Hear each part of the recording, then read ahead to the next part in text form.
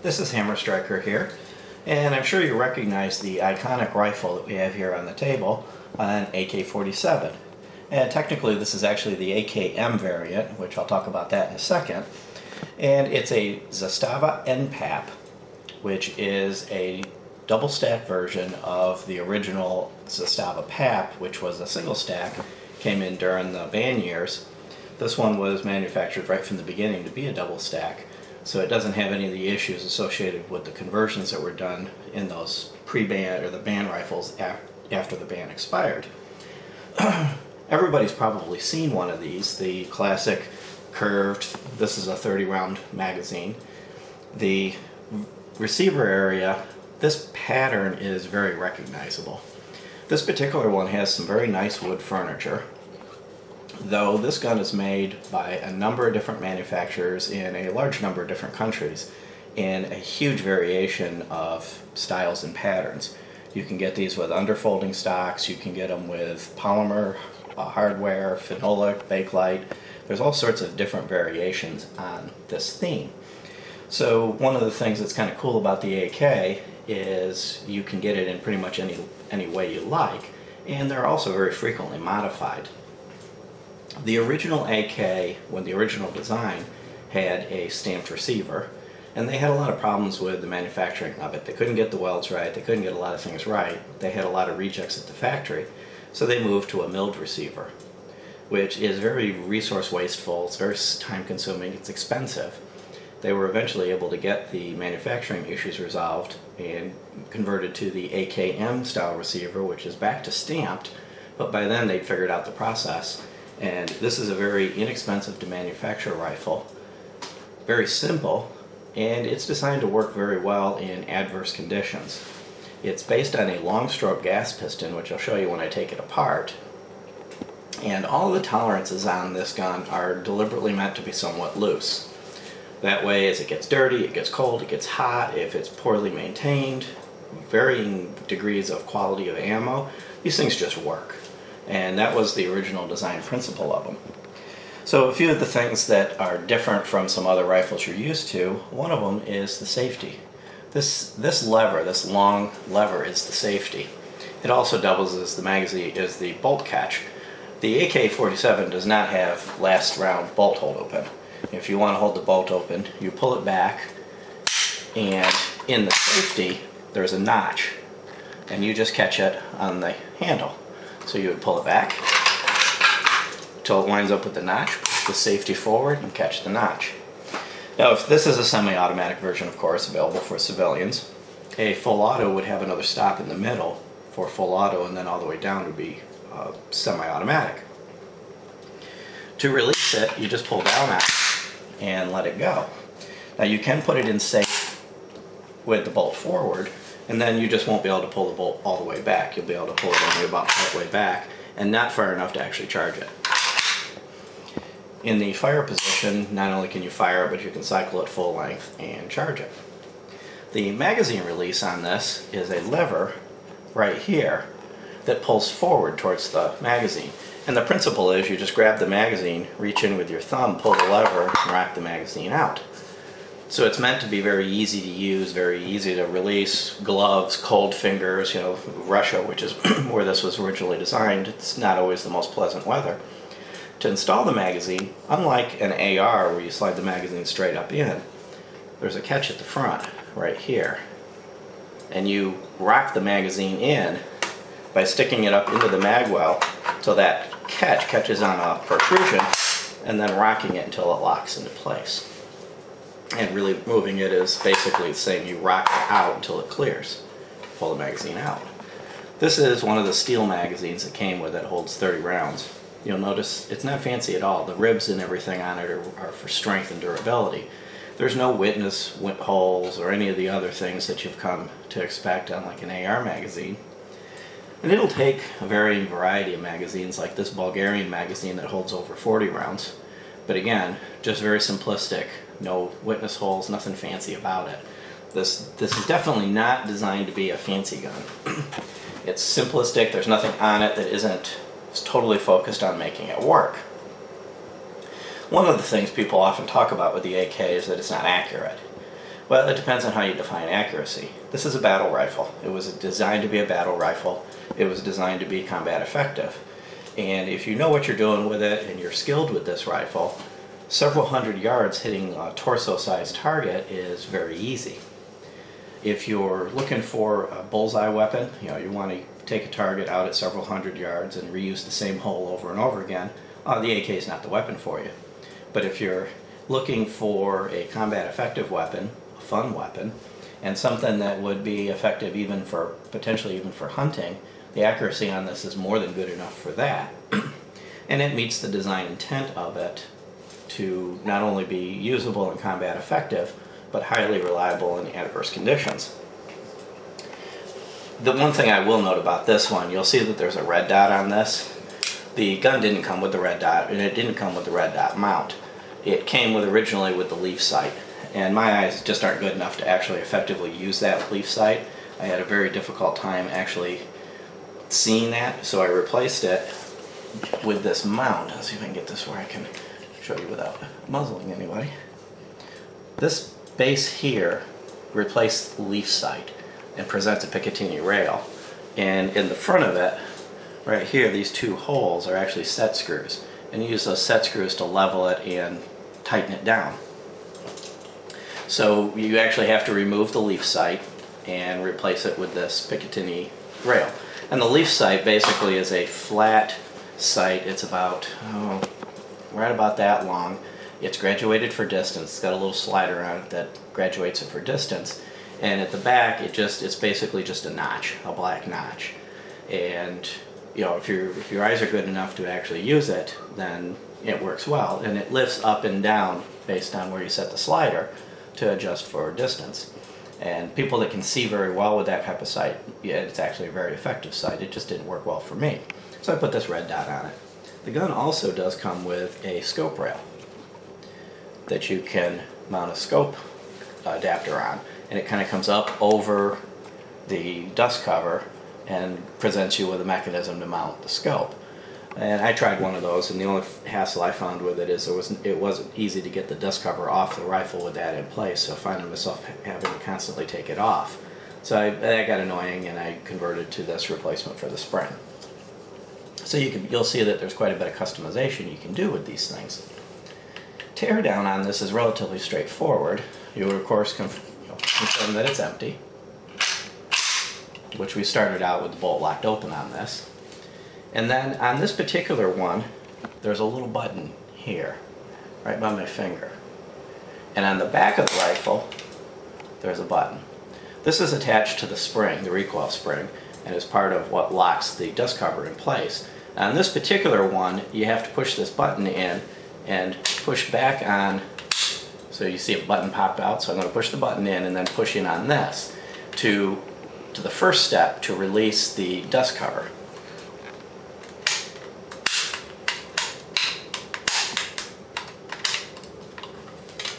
It locks in place, which is of course easier to do when you're focusing on it and trying to avoid hiding your hands, and the dust cover lifts off. And the front of it just fits into a curve right up here at the front of the gun, which might be a little difficult to see. You see that little curvature there? This fits into that and holds the front of the dust cover in place, and then the back is held in place by that clip. And this really is just a dust cover, keeps dust and things out of the operating mechanism.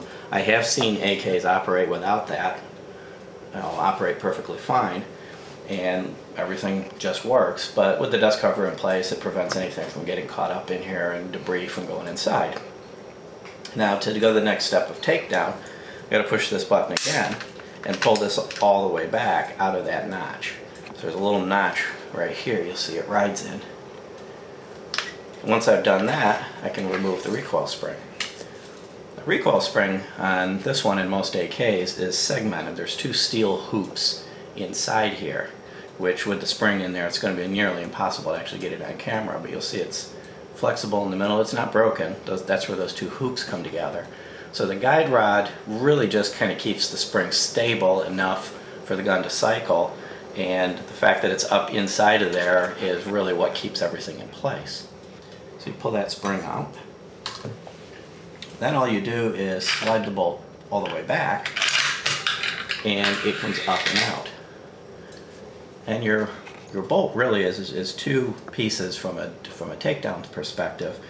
You can drive this little pin out and take the front half off if it's damaged, but this is your piston. And there's no good reason to take this apart, this part of the assembly apart. Leave the piston and the bolt together. Now this one is forged steel, and the piston has some rings on it to hold it to hold the gas pressure and allow it to cycle. And at the back, these grooves will ride in grooves inside the receiver. Now to remove the bolts, the actual bolt itself is fairly easy. You just rotate it and bring it out, and you'll see it's a lot different than an AR bolt. It doesn't have the locking hooks on it like an AR bolt does, and it has a very robust extractor. And other than that, of course, it does have the firing pin, and it is a rotating bolt. So when it's in here, there's a groove that it rides in right here, and when it's installed, as it slides back and forth, it will rotate in that groove.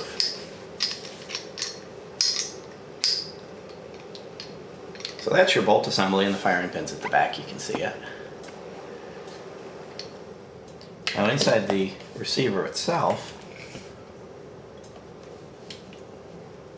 there are flat guides. This is what the bolt actually rides on, the bolt carrier group actually rides on as it goes back and forth. There's one on each side.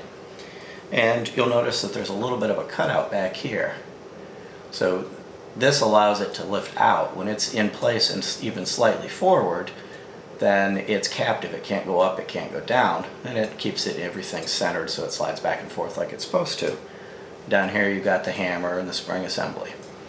Now, this point, this gun is disassembled from the receiver half of it as far as you need to clean it. If you start taking apart the trigger group and stuff like that, there are a number of little tiny springs and things in there that, most people that have taken that part of it apart have had a lot of fun getting it back together. And you really don't need to disassemble that to clean it well.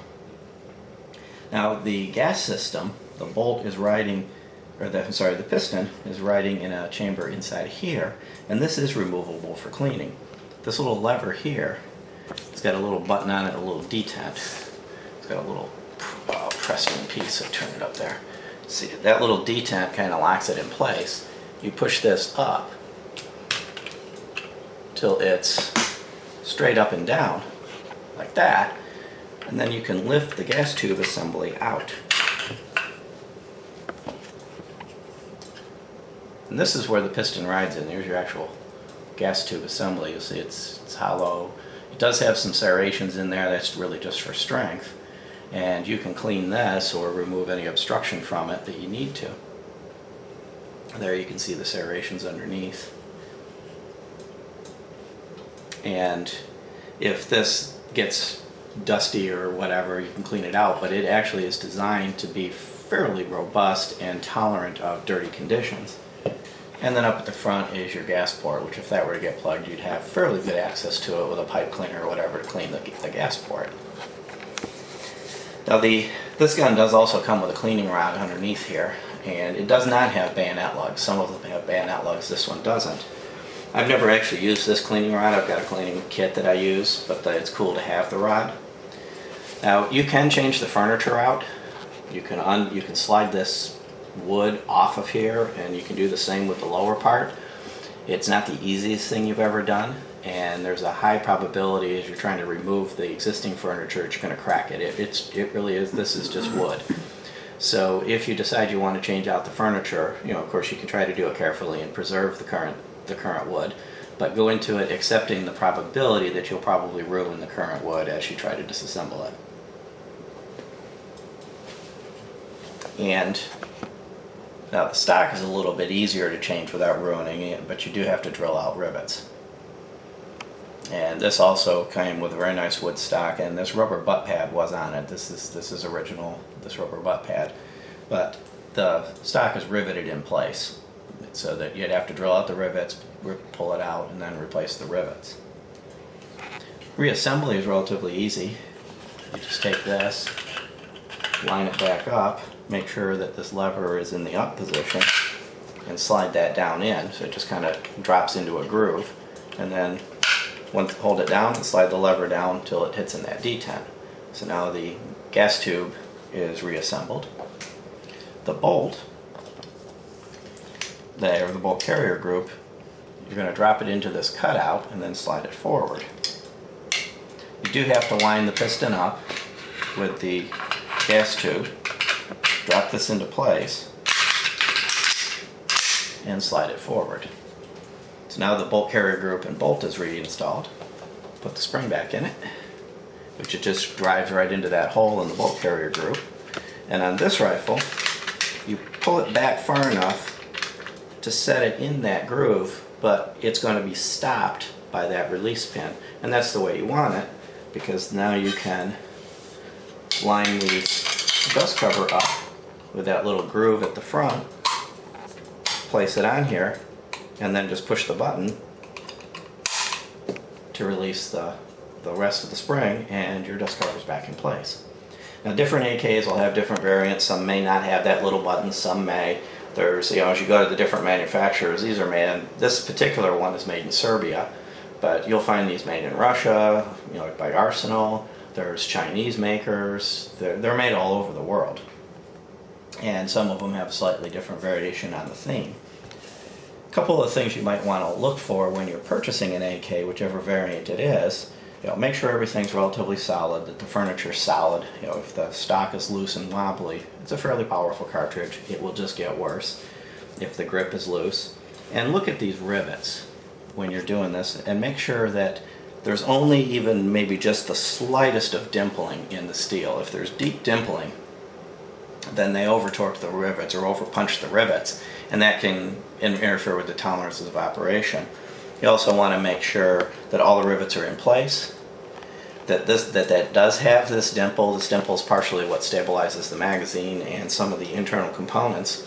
And when you have a magazine in it, it's normal to have a little bit of play. You can see it's just moving a little up and down, but it shouldn't be sloppy. They should be relatively solid with a minimal amount of play that would be enough to allow it to actually be able to be inserted and removed. If it's exceptionally sloppy, or if you look at the magazine well and it looks like somebody's been at it with a Dremel, it's not smooth and even. Look at this, the sides are very even, they're smooth, they're symmetrical on both sides. If it looks like it's asymmetrical, it's uneven, these kind of vary as they go up and down, like somebody's been after it with a Dremel tool, what you may have is a single stack one that's been converted for double stack use. And if it doesn't have a double stack bolt, you will have various feed issues with it. This particular gun, we've fed it, the cheapest Tula, slightly better Wolf, the Red Army. We fed this a variety of different things. It just eats it and works, which is one of the known characteristics of an AK. They just work. So it's overall been a very reliable gun. It's been a very pleasant to have gun. As you'll see in the videos, once we put it in the stand, we shot relatively good groups with it. You will notice that we were a little high to the left, and that was part of the problem. Is I don't believe I have this red dot perfectly zeroed, but you'll see the group was relatively tight. So it's actually possible to shoot these relatively accurately, and if you're really good at it and you've got good eyes, you can shoot it exceptionally accurately. And when I was originally shopping for this, it was during the big scare, so I overpaid for it a little bit, but you can actually get these in the $500, $600, $700 range. And I was originally shopping, I wanted one with the plastic furniture, all black and kind of, all blacked out. I saw this with this really nice wood with a real nice grain and a deep luster to it, which the camera may not be picking up as nice as the wood actually is. And I fell in love with it and decided I want this one, and I'm not even going to change it. So this is, other than changing out that leaf sight with a red dot, this is the exact configuration that I picked it up in, and exactly the way I'm going to keep it. So if you want to hang on for some more range footage, you can see us shooting this. You can see us shooting it freehand and with a rest. And if you like our videos, give us a thumbs up, share, subscribe. Have a great day. Thank you.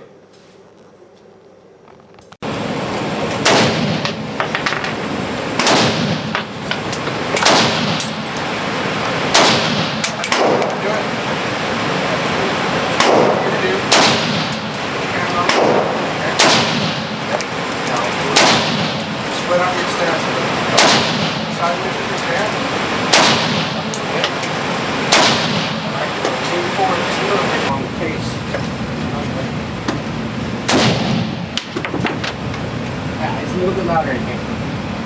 See this? I'm gonna open up the...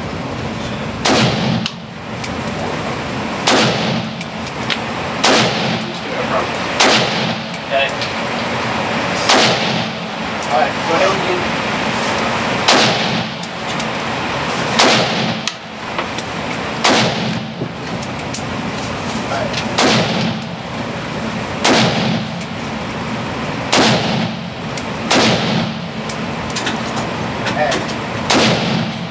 Zach, can you open this case over real quick? Yeah.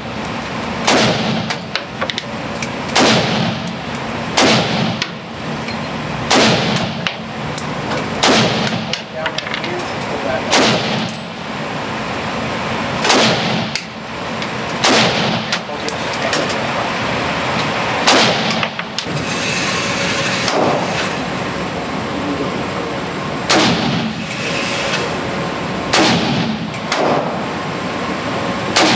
Zach. What? Yeah, see, here's the difference. I'll do it regardless. Because I'm so happy. Here's the difference. 14 here, we got our 14. But that's shitting on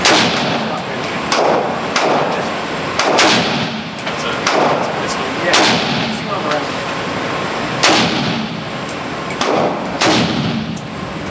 Anything I should What? do? Answer your call or not? Answer just one for now? You want to do it? Show the repeat.